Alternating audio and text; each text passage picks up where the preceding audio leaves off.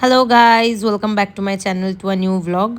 আজকে রবিবার, তো সকালবেলা সকাল সকাল ঘুম থেকে উঠে বেরিয়ে পড়েছি মাকে নিয়ে। যাচ্ছি হসপিটালেতে, মায়ের কিছু টেস্ট করানোর রয়েছে। তো আমি আর মা বেরিয়ে পড়েছি। সকাল সকাল ঘুম থেকে উঠেই দেখছি যে বৃষ্টি পড়ছে। এত বৃষ্টির মধ্যে মানে বাজারের অবস্থা হাল পুরো বেহাল হয়ে রয়েছে, কাদা চারিদিকে। আর আজকে রবিবারের সকাল, বাজারে এতটাই ভিড়, এদিকে বৃষ্টি, এদিকে কাদা চ্যাপচ্যাপানি রাস্তা। মানে আমি ছোট থেকে দেখে যাচ্ছি যে এই রাস্তাটা এখনও পর্যন্ত ঠিক হলো না। প্রত্যেক বর্ষাতে রাস্তা এরকম থাকবেই থাকবে, না হলে এটা ঠাকুরপুকুর বাজার হলো কি করে?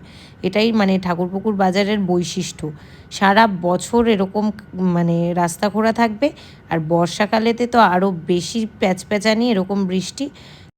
তো রিক্সা থেকে নেমে গেলাম, রিক্সা থেকে নেমে হেঁটে হেঁটে যাচ্ছে একটুখানি আমাদের দোকানে।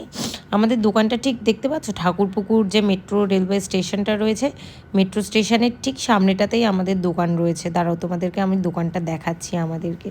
এই দেখো, মেট্রোর যে সিঁড়িটা উঠছে, আর তার ঠিক পাশেই রয়েছে ফায়ারল্যান্ড ভিলা, তার নিচেই রয়েছে আমাদের দোকান।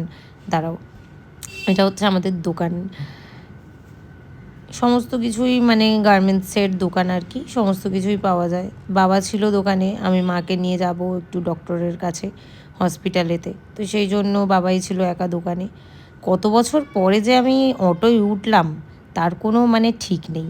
কত বছর না, মানে কত দিন পরে, আমি জানি না যে আমি লাস্ট কবে অটোয় উঠেছিলাম। কারণ তোমরা সবাই জানো যে আমার একটা 2 চাকা রয়েছে, যেটা নিয়েই আমি এদিক ওদিক ঘুরে বেড়াই। তো আমার অটোতে ওঠার খুব একটা দরকার হয় না। আজকে বৃষ্টি পড়ছিল আর মাও যাবে, সেই জন্য অটোয় চেপে গেছিলাম। অটো থেকে নেমে তারপরে হেঁটে হেঁটে যাচ্ছিলাম হসপিটালের দিকে। এই রাস্তাটার সঙ্গে আমার পূর্ব পরিচিতি রয়েছে। কেন জানো তোমরা? ছোট থেকে মানে আমি ছোটোবেলার ফার্স্ট স্কুল আমার অরবিন্দ বালমন্দির স্কুল, যেটা নিউ আলিপুরেতে। আর আমার কলেজ NSHM, সবাই জানো। তারপরে আমার মানে আমি এইচএস পাশ করেছি বেলতলা গার্লস হাই স্কুল থেকে। মানে সমস্তটাই আমার কলকাতার দিকে। আর দেখতে পাচ্ছ, এইটা হচ্ছে আমার লাইফের ফার্স্ট অফিস, যেখানে আজকে আমি মাকে ডক্টর দেখাতে এসেছিলাম। তো এখানেই আমি আমার ফার্স্ট জব করতাম। তো পৌঁছে গেছিলাম হসপিটালের সামনে, তো হসপিটালে চলে এলাম। তো এসে যা দেখলাম, অনেক কিছুই চেঞ্জ হয়ে গেছে। আমি এখানে 2021-22 ছিলাম, এসে দেখলাম যে সমস্ত ইনফ্রাস্ট্রাকচার থেকে শুরু করে সমস্ত কিছুই চেঞ্জ হয়ে গেছে।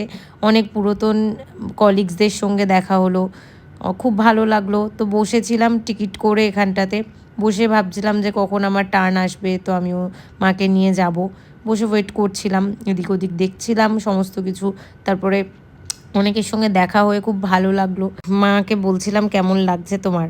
মা বলছে আমার ভয় লাগছে, ওটি হবে আমার, আমি আজকে দেখাতে এসেছি ডক্টর। তো আমার হার্নিয়া হয়েছে, একটা ওটি হবে, আজকে সিটি স্ক্যান করতে এসেছি, আবার কি ইঞ্জেকশান দেবে বলছে, এইসব বলছে মা। তো আমি বলছিলাম ইঞ্জেকশান মানে কি, সিইসিটি করাবে, তো কন্ট্রাস্ট দিয়ে আর কি সিটিটা করতে হবে। তো সেটা নিয়ে মা একটু ভয় পাচ্ছিল, চাপ খাচ্ছিল। আমি মাকে আবার বললাম যে তুমি ভয় পেও না, যা হবে ভালোর জন্যই হবে, তুমি শুধু গপুকে ডাকতে থাকো, কোনো কিছুই হবে না, আমি তো আছি তোমার সঙ্গে, আবার কি। তো এই হচ্ছে ব্যাপার। মা ভয় টয় পেয়ে মা বলছে যে সমস্ত রিপোর্টস তো ঠিকই আছে, আবার কি সিটি স্ক্যানটা করালে কি হবে না হবে। বললাম সিটি স্ক্যানটা না করালে কি করে বুঝবে ডক্টর যে পেটের মধ্যে আসলে কি, কোথায় কি হার্নিয়াটা হয়ে রয়েছে, কি হয়েছে না হয়েছে। তো মা তো অত কিছু বোঝে না, মাকে আমি বুঝিয়ে বলছিলাম যে এইটা করা ইম্পর্টেন্ট, ওটির আগে প্রি অপারেটিভগুলো না করালে কি করে ডক্টর বুঝবে। তো মা বসেছিল অনেকক্ষণ, মানে প্রায় 1-2 ঘন্টার মতো ওয়েট করছিলাম।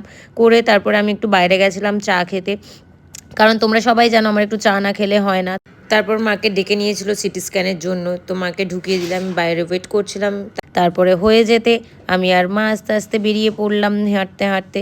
তো আজকে আসার সময় হসপিটাল থেকে একটা কাণ্ড ঘটেছে। মানে কয়েক হাজার বছর পর আমি বাসে চেপেছি।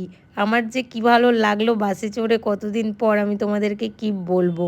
তারপরে বাসে থেকে নেমে একটু দেখলাম যে একটা ফোনের কভারের দোকান, অনেক দিন ধরে ফোনের কভারটা চেঞ্জ করব করা হচ্ছিল না। তো একটা ফোনের কভারের দোকান থেকে একটা কভার কিনে নিলাম, ওই কভারটা কিনেছি যেটা আমার হাতে রয়েছে।